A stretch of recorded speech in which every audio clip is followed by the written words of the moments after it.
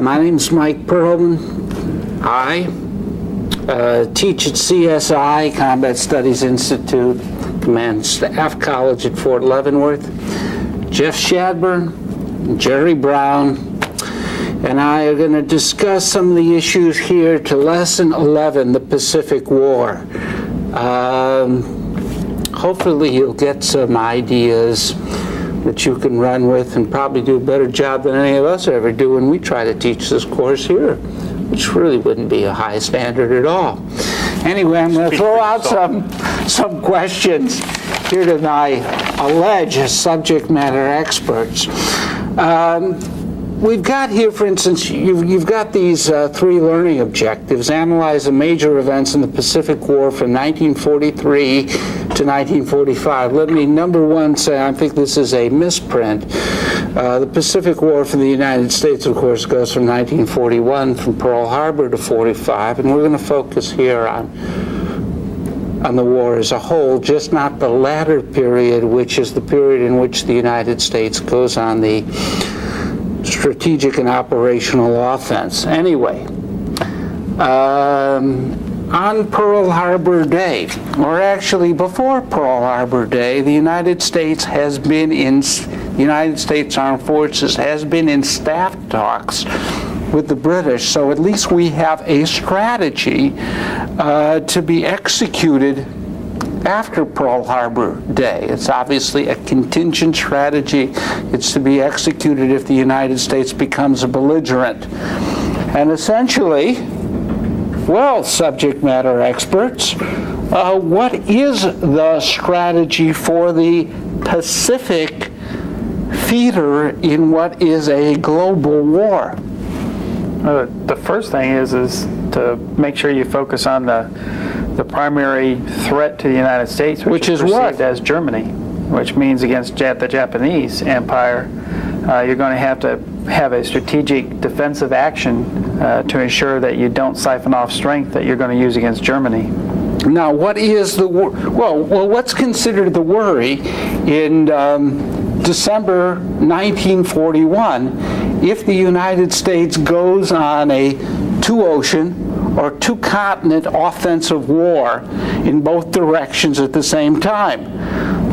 Worst case, what's the response? I'm not sure what you're getting after that, but the worst case scenario is Britain's been knocked out of the war and it's the United States alone. Only Britain? Well, we've got another France, ally. That's right, France as well. France has been knocked out, and now the Soviet Union. And the Soviet Union has not done very well in the first 6 months of their war. In fact, when he's talking about the Soviet Union may not have entered the war at all, so it's a undivided Germany that's conquered Great Britain, France. Well, this is December 1941. The Soviets are on the doors of Moscow.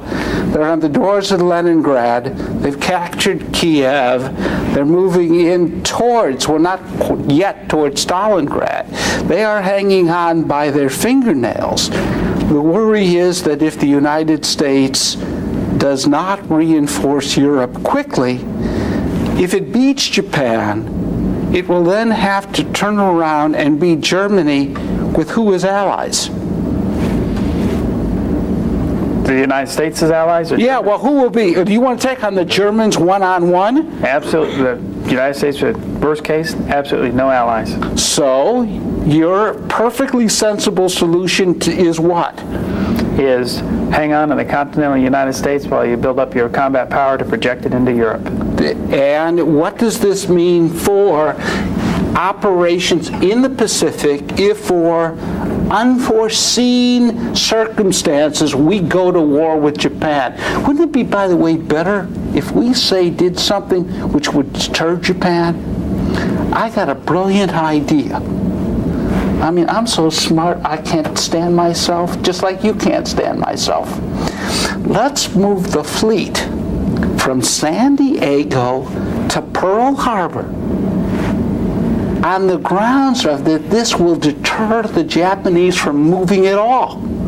And therefore, we won't have a war because we'll put them in a box. Well, isn't that great? In fact, as long as we do that, why don't we put some long-range bombers into the Philippines that can reach all the way to Japan? Oh, you mean those B-17s? Of course, they Yeah. can't reach Japan. Well, but that's true, okay. they can Well- reach into China. Well, they can reach Formosa, They but cut off all this will do. Oh, you guys are as smart as I am, which says something for you. Or In not. other words, we won't have to use this stuff. We'll just make sure that they'll be so intimidated that they won't be a threat to American or British vital interests in the Philippines, Singapore, or what's then called the Dutch New Netherlands, which will become Indonesia after the war. Okay, we've agreed? And they won't move? No, absolutely not. Japanese won't. They'll be intimidated and they won't do anything. Okay, so then we only really have to worry about this war in Europe. That's a great idea. How do you justify that in light of the fact that for the previous 30 years, Plan Orange had been our primary strategic focus? What's this Plan Orange? I haven't heard of anything yet. Well, would you explain what this Plan Orange Orange is? was one of the color plans that had been initiated back under the presidency of Theodore Roosevelt. As a law, as a- not Franklin. No, I said Theodore. Okay. As a contingent for the defense of our interest in the Far East, Which is particularly the Philippines. so it's a hostage rescue plan if the Japanese take the And Philippines. this plan had been worked on for more than 30 years. It had been revised and war gamed and studied, and everybody considered this to be the most likely scenario until the late 1930s. Well, likely for a scenario. war, in which the United States might become involved. But a Well, primary, actually, the most likely war we're going to have by most Americans is against Mexico. But if we go to war in the Pacific, and the Philippines seem to be some sort of hostage, it's virtually, it is adjacent to Japanese home waters. They can take it. We have to have a plan to take it back. But, by the way, if we put these B-17s in the Philippines, in Luzon, Clark Air Force Base, and we move the fleet into Pearl Harbor, I guarantee you the Japanese will be too intimidated, so we don't have to rescue the Philippines. They'll simply quake in their boots. Of course, if I'm wrong, we got some B-17s that will be shot, will be destroyed, not even getting off the ground, and we're going to have some battleships like the Arizona. Lots of good men are going to be dead.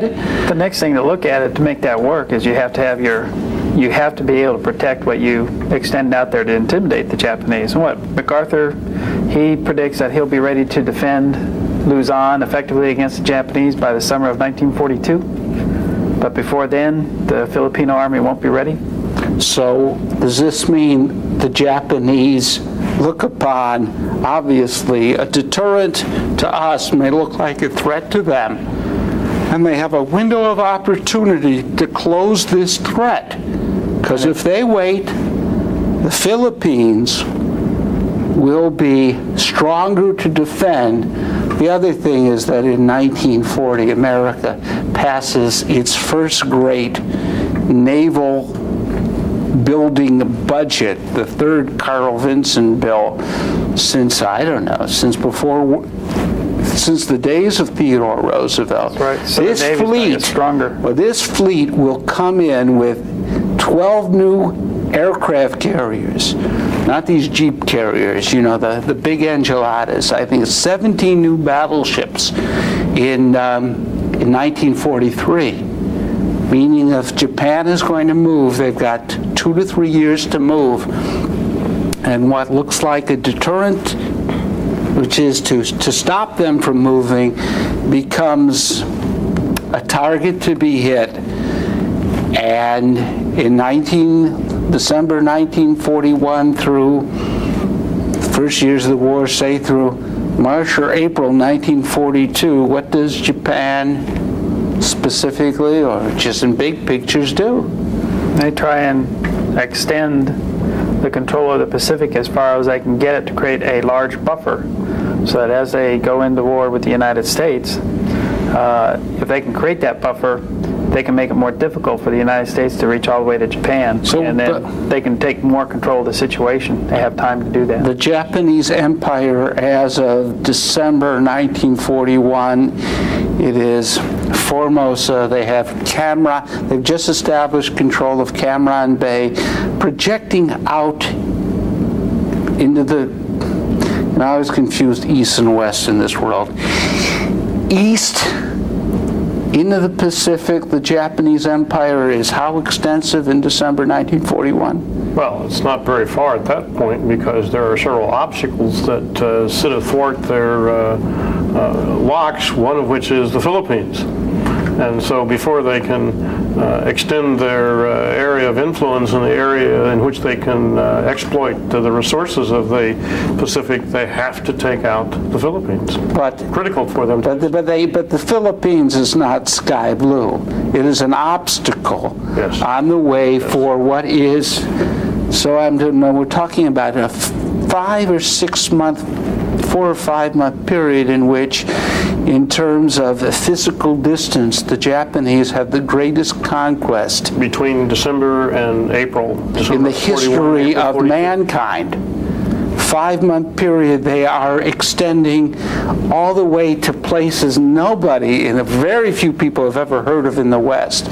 Some god-awful place, Guadalcanal, or to the eastern tip of New Guinea, a place called Buna, in which does what to the U.S. strategy, which going into Pearl Harbor is to hold defensive perimeter from Alaska to Hawaii to the Panama Canal, beat Germany. And if Japan remains, which I say, stubborn and doesn't listen to reason, after Germany is beaten, then the U.S. goes on the offensive. The only problem with the strategy, like most problems with strategy, is the opponent doesn't read the script. He doesn't know that he is supposed to, in effect, be satisfied on the other side, on his side of the wire, defensive perimeter. And Japan is now threatening to close off America's contacts with, specifically? With Australia. As Australia is going to be for the United States, something like Britain will be for the European theater.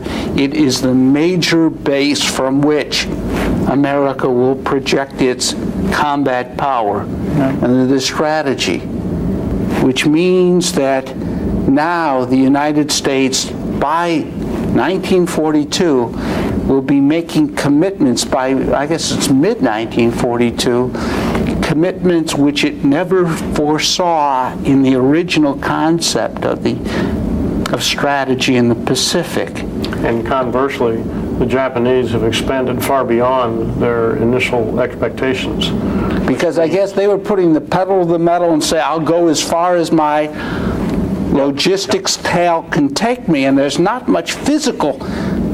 The resistance out there is natural. It is nature, it is the water, it is your own ability to simply get there. And they're extending far beyond their initial concept because, as you said, Jeff, they have this idea that the further and further we extend, the more and more difficult it will be for the U.S. to push us back to our inner core empire, which we must maintain under all circumstances. In other words, I get in strategic depth, and that's always a good idea. Well, not really. I think the Japanese will find that out. One of the problems they have in trying to establish that buffer is, it's the other side of that, the second learning objective we have, even though we're going to look at the U.S. as far as divided command, but for the Japanese, the Pacific is a Navy theater, at which once the Navy seizes the outer perimeter for the empire, it's going to be defended by the Army. But the Army's main effort is in China. And while they're prepared to... It will always be in China. It will always be in China. While they're prepared to defend what's agreed upon in the Pacific, when the Navy extends control past those agreed areas, it will cause the Army forces not to be increased in the area, so they will become less strong and further out and won't be preparing defenses where they had originally agreed on the outer perimeter. But they will be, because they will be in areas in which they are new to that area. Yes. New Guinea, the Solomons. They don't have time to prepare, and certainly the combat environment Right. That's is the other horrendous point. for everybody. They spend so much time pushing out that they continue to push until the United States is ready to do something about it, and so they have less time to prepare. Whereas if they would have had a less strategic depth, they would have had more time to prepare what they had seized instead of less time to defend even more. Well, in this case, as horrendous as these two America ground forces' first two battles, Guadalcanal for the Marine Corps with an Army division, Buna with MacArthur, and most of the casualties, Americans, are one of disease, exacerbated by malnutrition. As bad as it is for us, it's even worse for the Japanese, because they are extended really beyond their reach. The Navy can relatively isolate this area. If the Japanese were well fed and sustained, I think they'd be holding Buna today. Most of their casualties are malaria and disease. And we have a hell of a time getting combat power there. And it is relatively weak, but they are a shell when we get into contact with them. Somebody says it reminds historians like Burma in the rainy season. You in effect have got these two, I don't know, a lion and a tiger, but they're chained down. And they only get the extent of a little paw out there, because their problem is even getting out there at all. You can only move a company down a trail. That's all you can come in. You may have a whole division attacking, but only a company can come in contact at a time. Which is MacArthur's problem at Buna. The thing that saves him is that the Japanese are so strapped to basic food and medicine that they are almost withering on the vine out there to begin with. All right, so we've got this in 41, 42. And beginning in mid-42, the United States does make greater commitments than it had ever conceived, but originally now, commitment is justified as protecting the lines of communication to Japan, to Australia. In other words, I'm still considering this within the strategic defensive that I will have in the Pacific until we beat Germany. But like many things in war, you get a ladder up. Now you have beaten the Japanese at Buna. You have beaten the Japanese at Guadalcanal and then at Bougainville, which is also in this area here of lines of communication to Australia. Now the question is, what do we do next? Well, you got two choices. One is, once you've solidified and held that line of communication Well, isn't that Australia, wasn't that my purpose? Yes, I says your one choice is at that point in time, fall back on the defensive and shift your resources back to Europe. Sounds good to me. Your other choice is to change your mind and say, look, right now we've got them backpedaling. We've got to keep them. We got to keep pushing to keep Because them if from we getting don't, set. You got them then they're set. going to consolidate. They consolidate, they dig in, they fortify, and boy, that's going to be a tough nut to crack when you go after them in 1945 or 46 or 47. or 47. But there's also another condition that makes that possible, and that is that mobilization is being more successful than anticipated. More equipment is coming off the production line than you had anticipated. So now you have more resources to do more with. Now there's another issue on this, because this is a theater of a global war. Yes. And that is the United States has still not putting ground forces of any great strength into Europe, because we still have a Mediterranean strategy. And how many divisions can you put into Sicily? Meaning that now, because in effect the cross-channel invasion is now being put on hold, while America and the British are debating this whole strategy and this issue. And the other thing is that the Russians have survived 41. They have survived at Stalingrad for the winter of 42-43. They are holding their own. It would mean with all these issues, I think we're going to change the nature of this European first strategy. So you're saying Germany all of a sudden becomes less of a threat? No, not less of a threat. I think Germany remains a great threat. But less than they were before. But we thought it doesn't. Germany threatening yes, we're our not national talking existence. about Germany beating the Russians after Stalingrad. We may be talking about the Russians exhausting, and the Germans and the Russians, which is a big fear in the United States, about coming to some sort of understanding. Maybe going back to the borders of 1939 or 41. It's a possibility, but we're not considering, as we did in December 41, are the Russians about to be closed off within a 3 to 4 month period? Germany may remain still the major threat, but it looks like the Russians can hold their end of the bargain.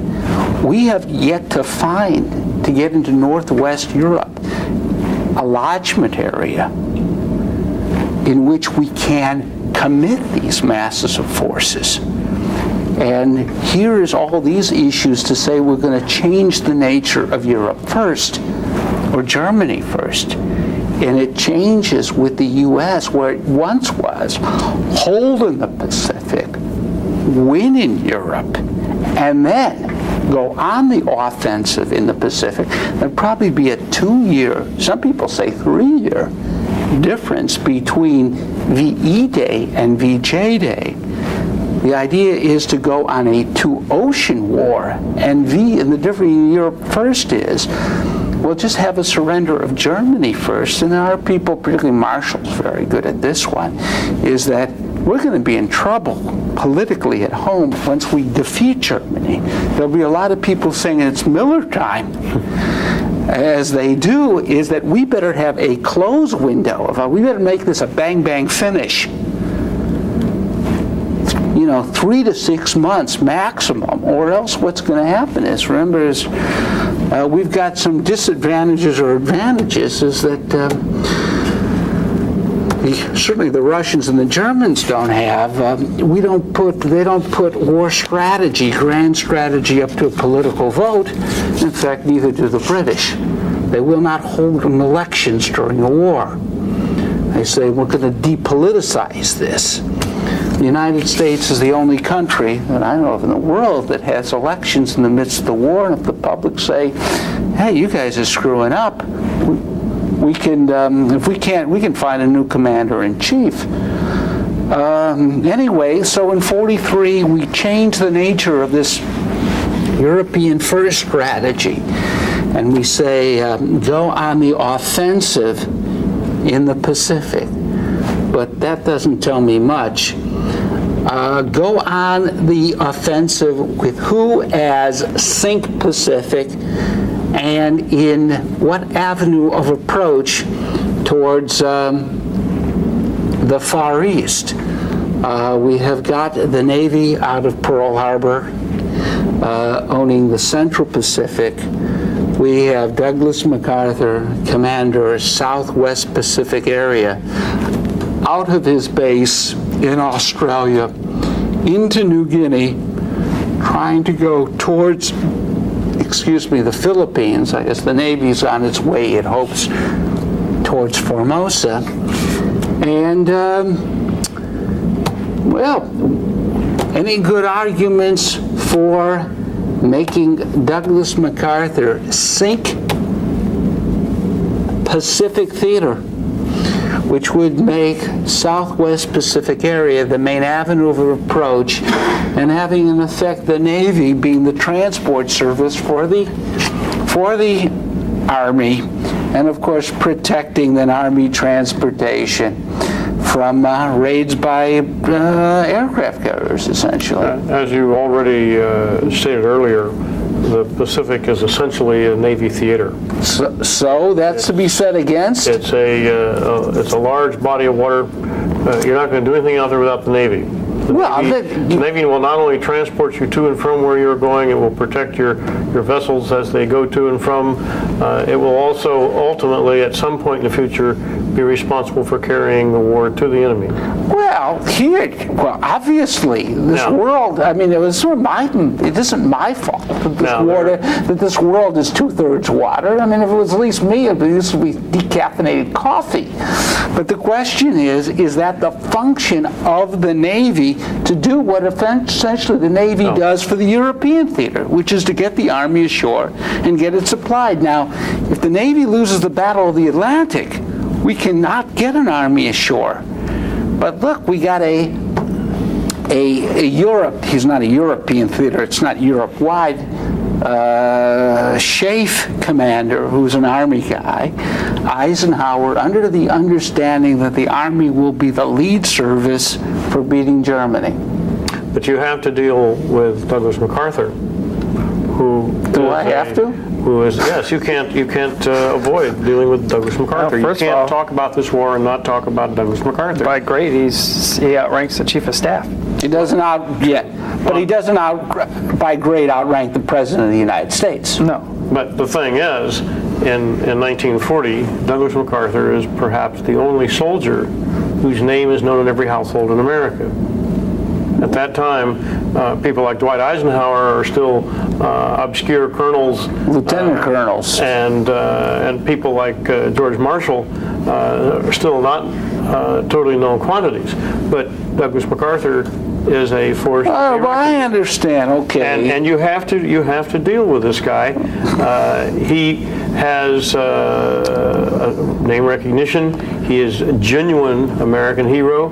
He has been a general officer now for 22 years, longer than many of the soldiers will be alive.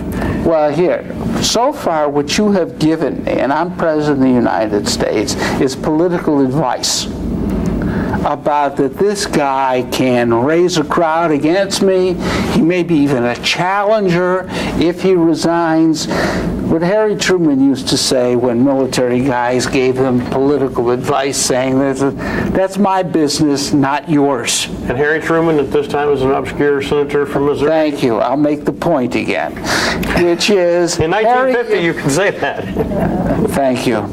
Is that I don't want political advice from amateurs.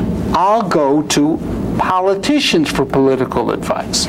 I'm asking you to give me a good military reason why I should not make the Central Pacific the main avenue of approach. What is to be said for SWAPA? Well, once again, if you would let me... Do I have to? Proceed. You can't separate these issues from issues of personality and from issues of history. In other words, you want to give me these political reasons. Franklin Roosevelt, but you can't separate them. I certainly can. You can't separate the military from the political.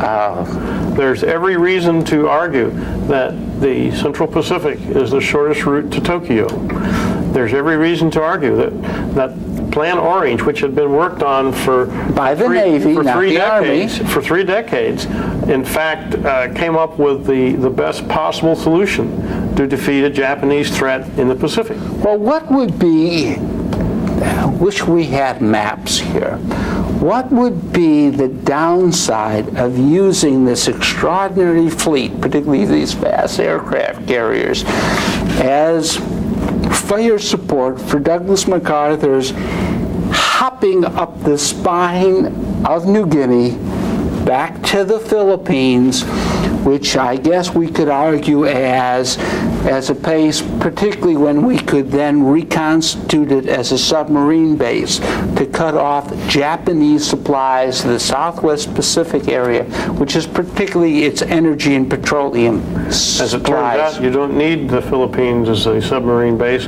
Pearl Harbor works very fine. All the more reason now then for them to argue that General MacArthur should be made some backwater commander, except for the fact that he's got name recognition. There's another reason, and once again, you will perhaps disagree with it because it is a political, moral obligation, and that is when MacArthur goes on the national media in March of 1942 with his famous I shall return speech.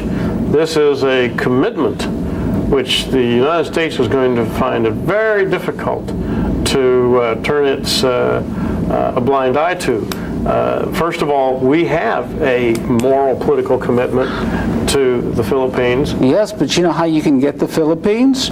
You force the Japanese to surrender in Tokyo, and guess what? They don't keep the Philippines. I don't disagree with that. What I'm saying is that it's not clear in perhaps March and April of 1942, when these deals are being worked out, what's going to happen by 1944, when we have clearly taken the initiative, when our submarine campaign is being very effectively unleashed against Japanese trade in the Western Pacific, when we have landed now in the Philippines, when we have also landed on numerous other islands in the Pacific, and we have begun to figure out how to fight our way back across the Pacific. Nobody can predict in the early months of 1942 how successful the Fast Carrier Task Force is going to be. That is all yet in the future. There are people who make claims, who prophesy, who foresee, but nobody can tell you yet how successful that is going to be. And there are those Americans who have that great sentimental feeling for the Filipinos, who have been painted in American propaganda as suffering grievously under the occupation of the Japanese. If they do resist, collaborators don't suffer. The people who resist do. And I'm not saying they don't. I'm just saying there's a tremendous propaganda effort. So far, in the United States. So far, I haven't given you a single military reason. thing that will not pass such things is you've given me lots of political reasons. One, presidents get to office by being political high-level people. strategic decisions are often made for political reasons. Well, but political means a lot of different things. You're talking essentially domestic political, as opposed to international political. This is a domestic political issue. Thank you. When I run for county commissioner, I know who to make my campaign chairman, Jeff. And there's something is going to happen in November of 1942. There's going to be a congressional election, which will perhaps be a mandate on the conduct of the war up to that point. And 1942 has not been a happy year for the United States fortunes around the world.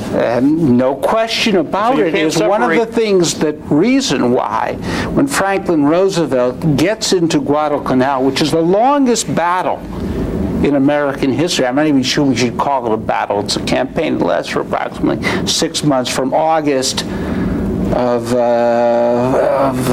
42 to January, is that he sure as hell doesn't want a loss to stare him in this face. But now that we have got Guadalcanal, the question, and we made the decision for, I think, justifiable military reasons, that the world has changed since December, that we can go on a two-ocean offense or a two-continent offense at the same time. The question becomes, for the Pacific, what should be the avenue of approach? Now, MacArthur obviously wants to make it his area of operations. You asked before. Nimitz wants to make it his area of operations.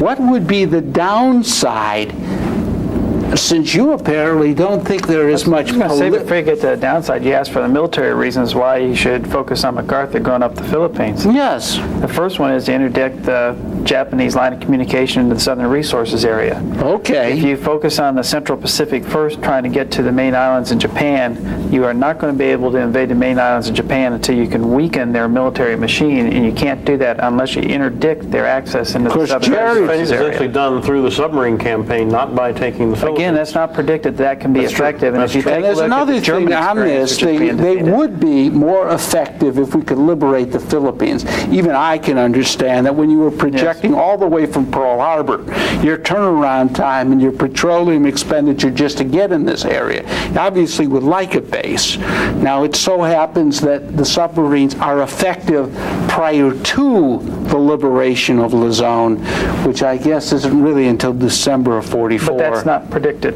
Okay. It largely as a If result you of could Japanese retake inability. the Philippines in Early.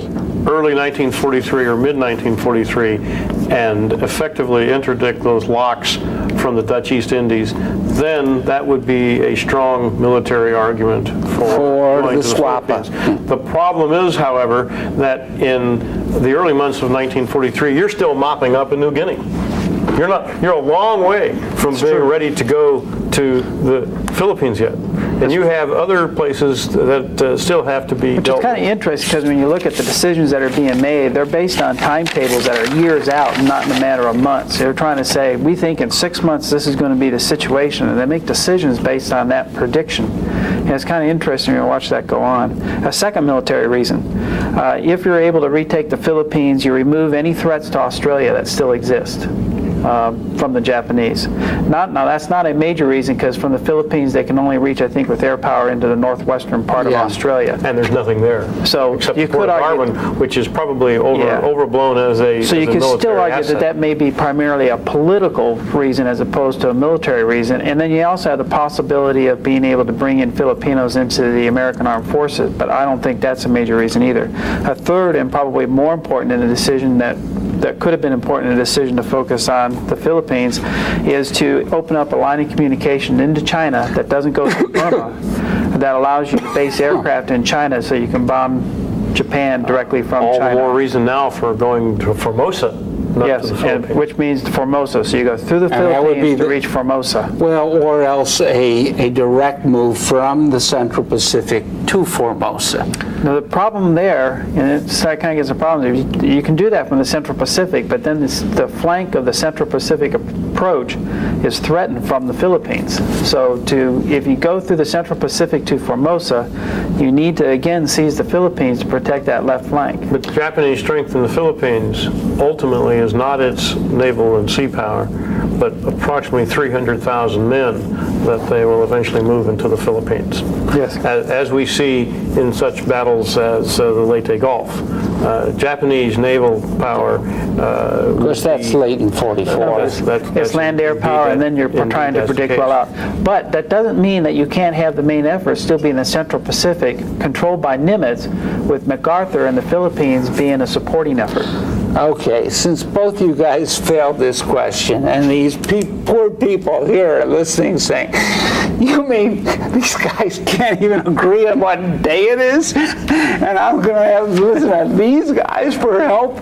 I will summarize and then hopefully get on to another issue.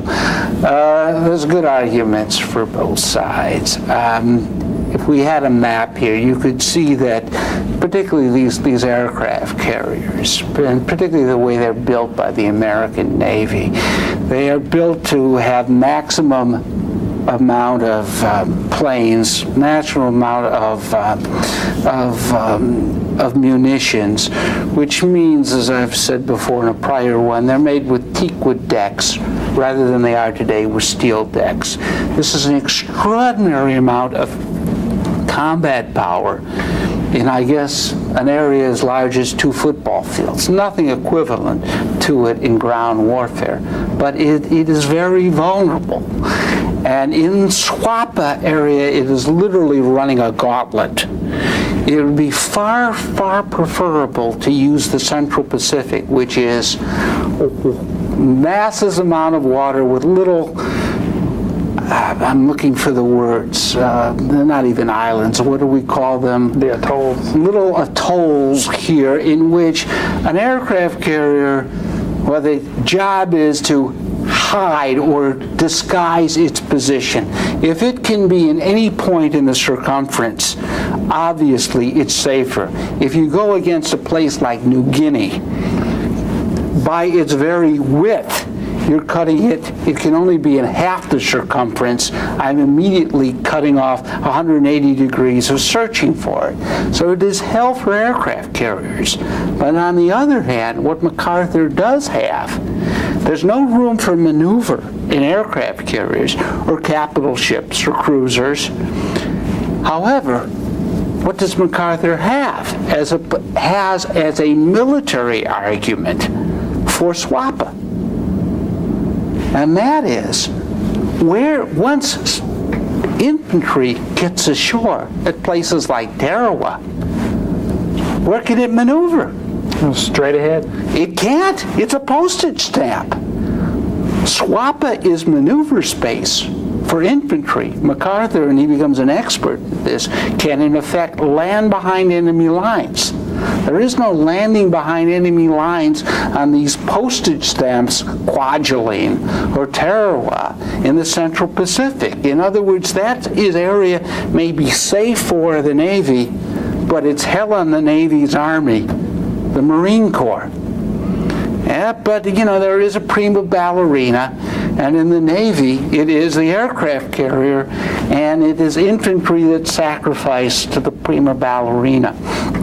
And in SWAPA, infantry is supreme. This is an Army base, and the Navy will be exposed.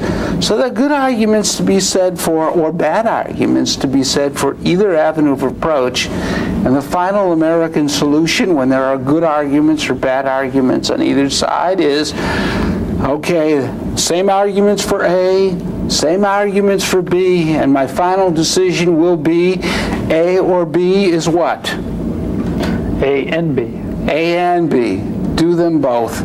Don't have a commander-in-chief Pacific area. What's to be said for that type of final decision? Well, one, everybody gets a piece of the action.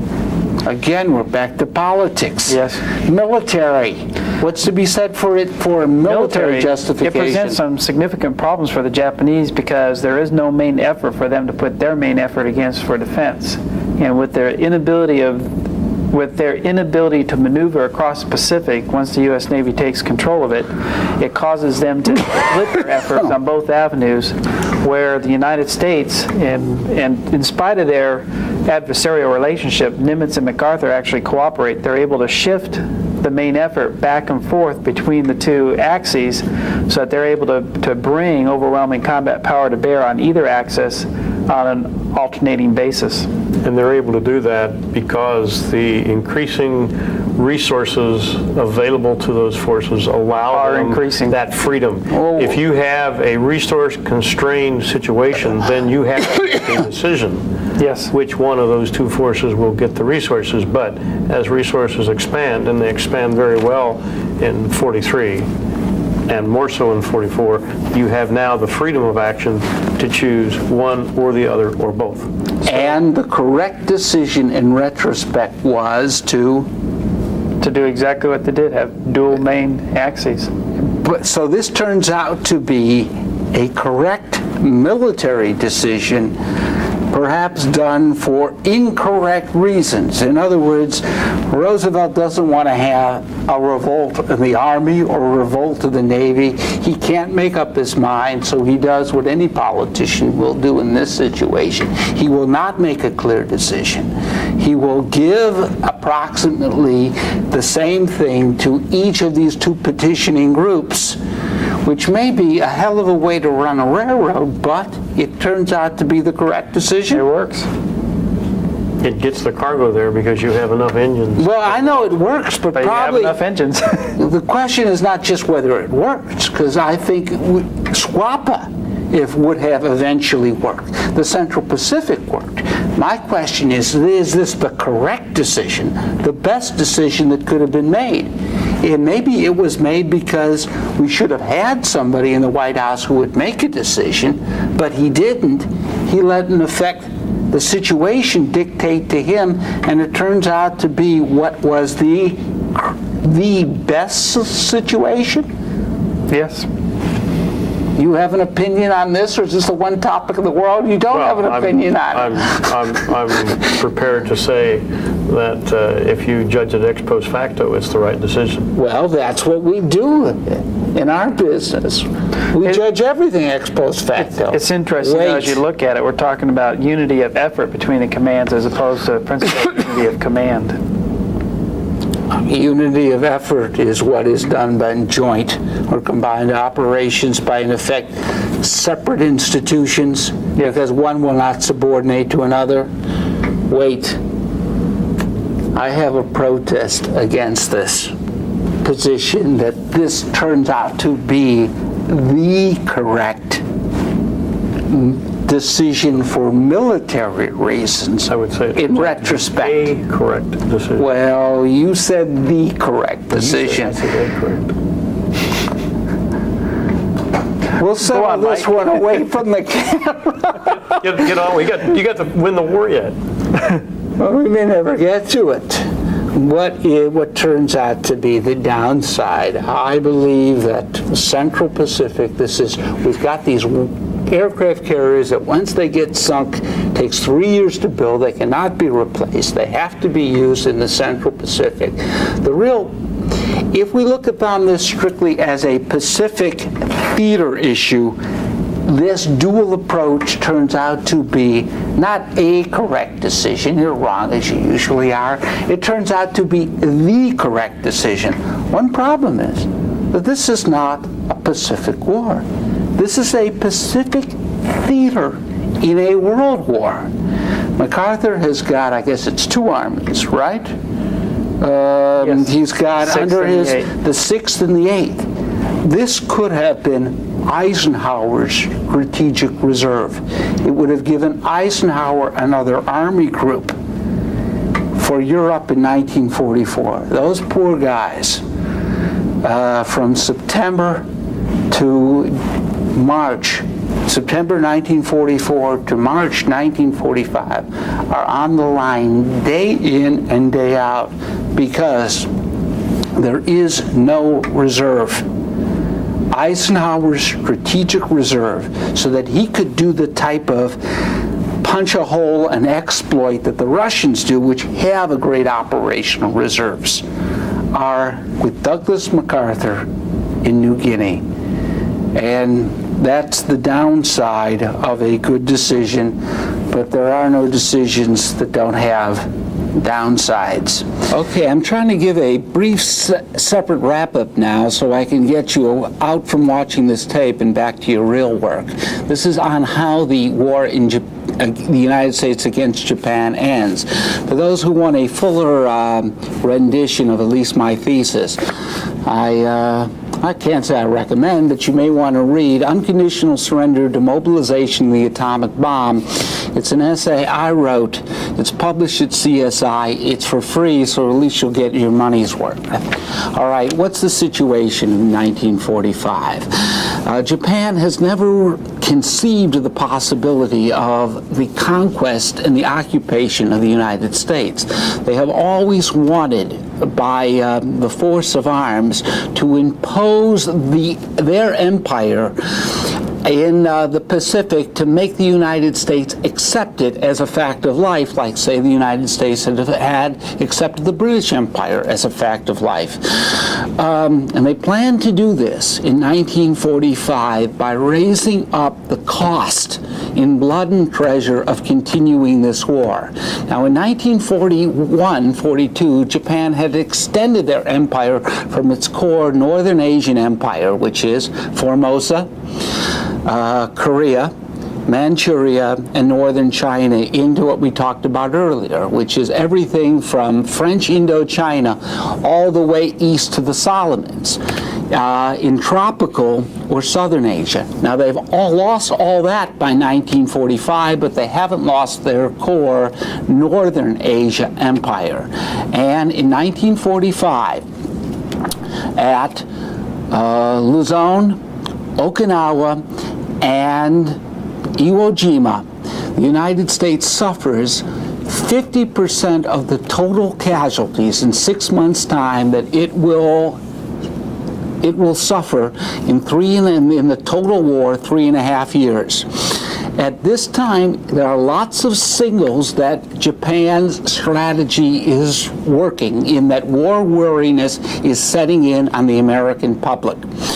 And it becomes particularly acute after VE Day, victory in Europe, because the United States obviously wants to celebrate. What's the indication of this war weariness? Well, demobilization of the U.S. Army. 450,000 soldiers, combat veterans. George Marshall calls them the wheels that make the Army run, are demobilized early. Congress is talking about demobilizing another 1 million men, and we have yet to face what is the worst problem, maybe in this entire war, which is the invasion of the home islands of Japan. Japan plans, they know exactly what beaches we're planning to invade, have virtually called the time, our order of battle, meet that force on the beachhead, knock it back, and then negotiate. Assist a peace treaty in which they will retain control of, obviously, Japan itself. There will be no demilitarization, no war criminals. The Japanese Army will retain control of the Japanese government and their Northern Asian empire. Well, what's the U.S. response to that? We demand unconditional surrender. At the same time, we demand demobilization of our own army. So there's an enormous gap between Japanese demands, U.S. demands, and also a growing gap between U.S. demands and the price in blood and treasure that the U.S. will pay for it. How do you close that gap? Well, in war, you do it with armed conflict. But I think we've about had it in the blood that we are willing to spill of our own blood. And the way how you close that gap in 1945, you guessed it, is the atomic bomb. This way America can have its war aims and demilitarize and change the political structure of Japan without paying the price on the beachheads that Japan would have extracted from us. Okay, gang.